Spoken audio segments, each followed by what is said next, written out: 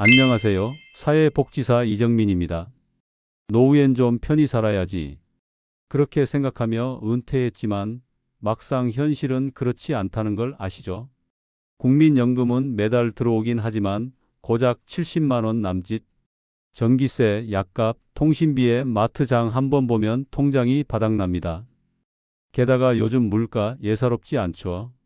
만 원짜리 한 장 들고 나가면 손에 남는 게 없습니다. 그러다 보면 이런 생각 한 번쯤은 하게 됩니다. 나 뭔가 작은 일이라도 해볼까? 몸이 아직 괜찮은데 월 30만 원, 아니 50만 원이라도 벌 수 있다면 숨통이 트이지 않을까? 그런데 문제는 어디서 시작해야 하는지, 무엇을 어떻게 신청해야 하는지를 전혀 모른다는 겁니다. 정말로 나이 들어도 할 수 있는 일이 있기는 한 걸까? 체력은 괜찮지만 복잡한 일은 부담스러운데 그런 사람도 가능한 일자리가 있을까? 그래서 이 영상을 준비했습니다. 정부가 마련한 공식 일자리부터 동네 복지관에서 조용히 모집하는 알짜 시니어 일자리까지 하루 3시간 근무, 월 40만 50만 원 지급, 체력 부담은 적고 주변 사람들과 관계도 맺을 수 있는 그야말로 돈도 벌고 사람도 얻는 기회들이 이 영상 안에 들어 있습니다. 그리고 그 기회는 지금 이 영상을 들으시는 바로 여러분에게도 열려 있습니다. 지금부터 실제 사례와 함께 어디에서 어떻게 신청하고 얼마나 벌 수 있는지 그 생생한 이야기를 하나하나 들려드리겠습니다. 본격적인 이야기에 앞서 구독, 좋아요, 알림 설정 부탁드립니다. 자, 그럼 지금부터 본격적으로 우리 시니어들의 지갑을 채워주고 삶의 활력을 더해줄 아주 중요한 정보들을 하나하나 자세히 풀어보겠습니다. 이미 많은 분들이 혜택을 받고 있는 나라에서 직접 지원하고 관리하는 믿을 수 있는 일자리들이니 나도 할 수 있다는 마음으로 편안하게 들어주시기 바랍니다. 우선 정부에서 지원하는 노인 일자리는 크게 3가지 갈래로 나뉩니다. 각자 건강 상태나 원하는 근무 시간, 또 나의 성격에 맞춰 가장 적합한 것을 고를 수 있도록 선택의 폭을 넓혀둔 것입니다. 어떤 것들이 있는지 하나씩 차근차근 살펴보겠습니다. 첫 번째는 공익활동형 일자리입니다. 가장 많은 어르신들이 참여하고 계시고 우리 주변에서도 가장 흔하게 볼 수 있는 유형입니다. 이 일자리의 가장 큰 목적은 돈을 버는 것보다 사회에 좋은 일을 하며 건강과 활력을 되찾는 데 있습니다. 그래서 보통 만 65세 이상이고 기초연금을 받는 분들께 우선적으로 기회가 주어집니다. 한 달에 30시간, 그러니까 하루에 2~3시간 정도만 가볍게 활동하시면 됩니다. 그렇게 봉사하는 마음으로 참여하시면 나라에서 고맙다는 의미로 매달 29만 원에서 30만 원 정도의 활동비를 드리는 것입니다. 예를 들면 동네 초등학교 앞에서 노란 조끼를 입고 아이들의 안전한 등하교를 돕는 스쿨존 교통지원 활동이 바로 여기에 속합니다.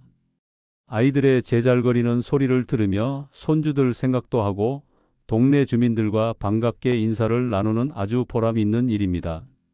또한 우리가 자주 산책하는 공원이나 동네 뒷산을 깨끗하게 가꾸는 환경미화 활동도 있습니다.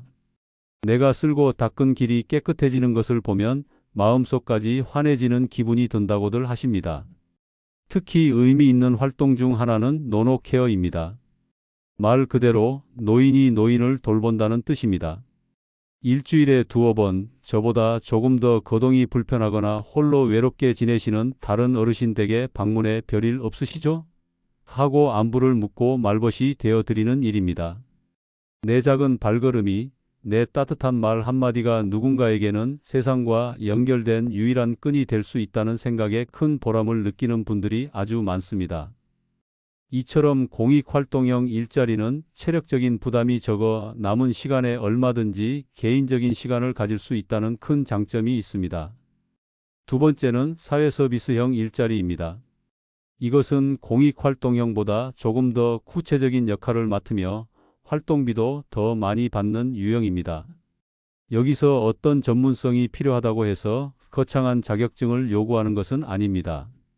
평생 아이들을 사랑으로 키워내신 우리 어머님들의 육아 경력, 수십 년 직장에서 사람들을 상대해 본 우리 아버님들의 소통 능력이야말로 나라에서 인정하는 최고의 자격입니다. 보통 만 65세 이상을 대상으로 하지만 어떤 일자리는 만 60세부터 참여가 가능해서 비교적 젊은 우리 시니어들에게 인기가 높습니다. 한 달에 60시간 정도 일하고 60만 원에서 70만 원대의 수입을 얻을 수 있으니 국민연금과 합치면 제법 든든한 생활비가 됩니다. 주로 어린이집이나 유치원에서 아이들 등하원을 돕거나 책을 읽어주고 식사 준비를 보조하는 업무가 많습니다.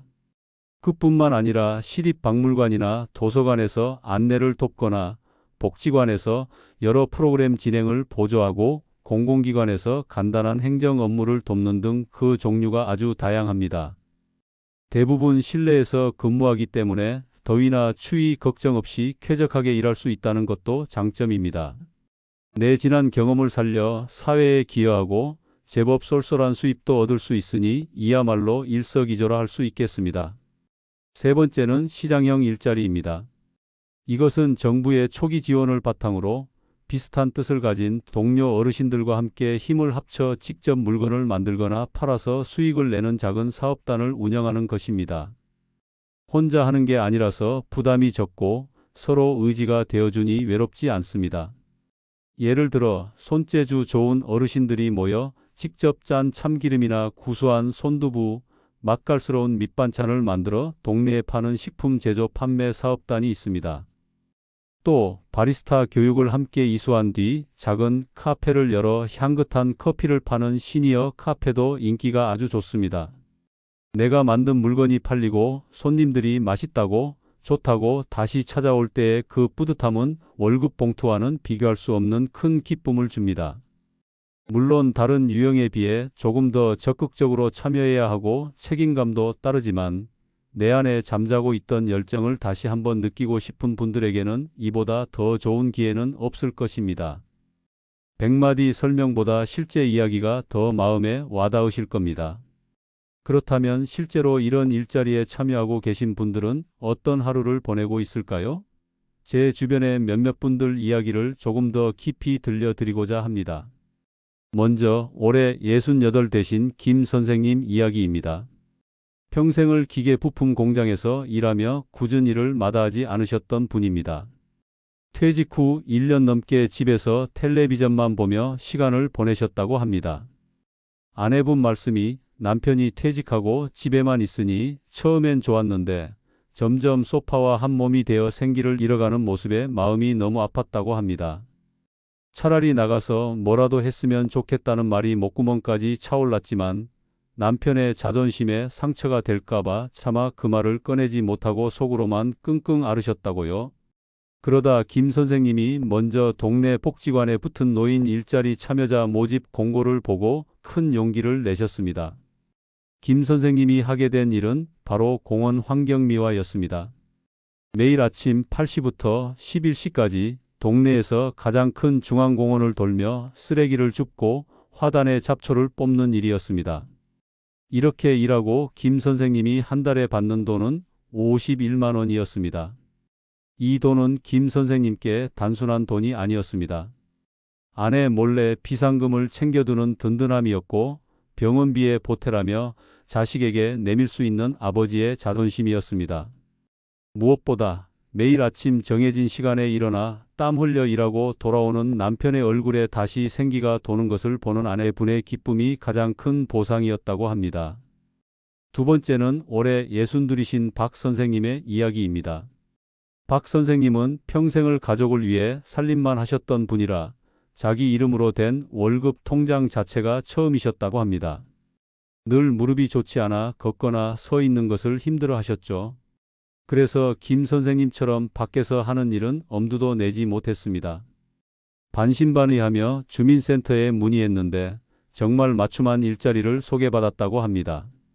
바로 시립도서관 실내 업무 보조였습니다. 이용자들이 반납한 책을 제자리에 꽂거나 파손된 책을 수선하고 어린이 자료실에서 아이들이 조용히 책을 볼 수 있도록 지도하는 일이었습니다. 박 선생님은 이 일을 통해 매달 60만 원 남짓의 수입을 얻고 있습니다. 이 돈으로 그동안 배우고 싶었던 서예 학원에도 등록하고 친구들과 부담 없이 점심 식사를 즐기며 삶의 활력을 되찾았다고 합니다. 박 선생님은 이렇게 말씀하셨습니다. 돈도 돈이지만 집 밖에 나와 사람들과 어울리고 내가 무언가 할 수 있는 일이 있다는 사실 자체가 나를 살게 합니다. 혼자 하는 활동도 보람 있지만 부부가 함께 새로운 도전에 나선 이야기도 있습니다. 올해 70을 간 넘기신 이 선생님 부부의 이야기입니다. 남편분은 평생 회사원으로 아내분은 살림과 음식 솜씨로 자녀들을 키워내셨습니다. 은퇴 후 두 분이 하루 종일 집에 같이 있게 되니 대화는 줄고 텔레비전 채널 다툼만 늘어갔다고 합니다. 그러던 어느 날 지역 시니어 클럽에서 전통 간식 사업단을 모집한다는 공고를 보셨습니다. 아내분의 손맛을 아끼던 남편분이 먼저 제안하셨고 아내분도 망설이다 함께 참여하기로 했습니다. 두 분은 다른 어르신들과 함께 떡과 한과를 만드는 법을 처음부터 다시 배우셨습니다. 처음에는 당신이 잘났네, 내가 잘났네 하며 다투기도 하셨답니다. 하지만 함께 땀 흘려 만든 떡을 손님들이 맛있게 사갈 때 부부는 수십 년 만에 처음으로 같은 목표를 향해 뛰고 있다는 사실을 깨달았다고 합니다. 남편은 재료를 나르고 포장을 담당하고 아내는 정성껏 떡을 빚으며 각자의 역할을 찾아갔습니다. 이제는 집에서 텔레비전 채널 가지고 다툴 일이 아니라 내일 만들 떡 재료를 함께 걱정하고 의논하는 든든한 동지가 되셨다고요. 시장형 사업단이라 수입이 매달 조금씩 다르지만 두 분이 합쳐 못해도 100만 원 이상은 꾸준히 벌고 계십니다. 무엇보다 돈으로 살 수 없는 부부 사이의 웃음과 활기를 되찾은 것이 가장 큰 수확이라고 웃으며 말씀하셨습니다. 자, 이제 가장 중요한 부분입니다. 이렇게 좋은 일자리, 도대체 어디에 가서 어떻게 신청해야 하는지 아주 구체적으로 알려드리겠습니다.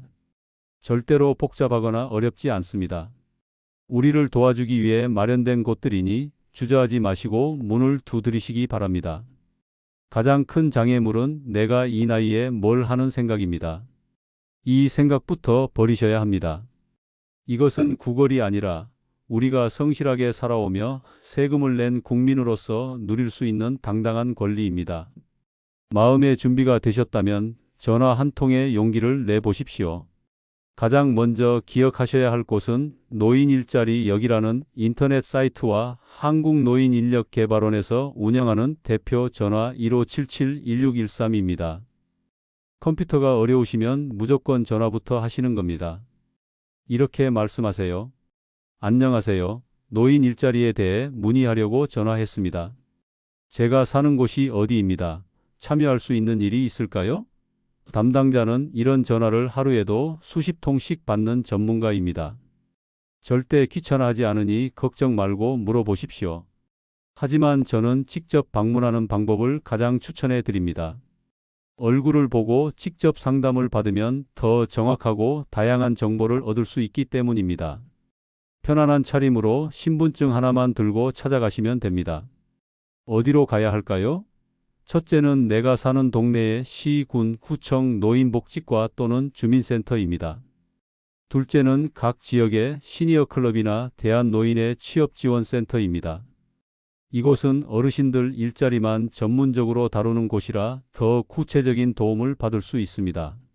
셋째는 가까운 종합사회복지관입니다. 상담 테이블에 앉아 내 이야기를 솔직하게 하세요. 나는 오래 서 있는 건 힘들다. 사람들 만나는 걸 좋아한다. 이렇게 말씀하셔야 나에게 꼭 맞는 자리를 찾아줄 수 있습니다. 마지막으로 지원하시기 전에 꼭 알아두셔야 할 몇 가지 중요한 조건과 주의사항을 짚어드리겠습니다. 이 부분을 꼼꼼히 확인하셔야 나중에 곤란한 상황을 겪지 않을 수 있습니다. 먼저 지원 조건입니다. 공익활동형의 경우 보통 만 65세 이상 기초연금 수급자를 우선적으로 선발합니다. 하지만 신청자가 부족하거나 사업에 따라서는 기초연금을 받지 않으셔도 참여 가능한 경우가 있으니 일단 신청하고 보시는 것이 현명합니다. 다음은 주의사항입니다. 이것은 정말 중요하니 귀 기울여 들어주십시오.